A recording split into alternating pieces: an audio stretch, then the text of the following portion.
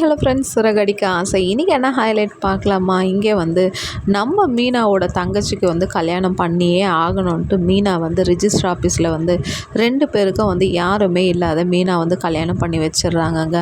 ஒரு வீட்டுக்காருக்கே தெரியாத இந்த மாதிரி ஒரு சீக்ரெட் கல்யாணம் பண்ணுறாங்க. எப்படியோ நல்லபடியாக முடிஞ்சிச்சு. அவங்க வீட்டுக்கு போங்கன்ட்டு நம்ம மீனா வந்து அவங்கள அனுப்பிட்டு இப்படி வர டைமில் பார்த்தா முத்து வந்து என்ட்ரி ஆவாங்களா. ஐயோ, மீனாவை பார்த்த உடனே அப்படியே ஷாக் ஆகிட்டாரு நம்ம முத்து. என்ன மீனா இங்கே வந்திருக்கு? ஒன்றும் இல்லைங்க, நான் தான் நேற்றே சொல்லியிருந்தேன்ல, எனக்கு ஒரு 4 மாலை ஆர்ட்ரு வந்திருக்கு, அதை தான் எடுத்துகிட்டு வந்து கொடுத்துட்டு போக வந்தேங்க. நம்மோது நல்ல வேலை அவங்க மச்சினிச்சியை கூட பார்த்துருந்தாரு. நம்ம முத்து வந்து அவ்வளோதான், மீனாவை வச்சு செய்திருப்பாருங்க.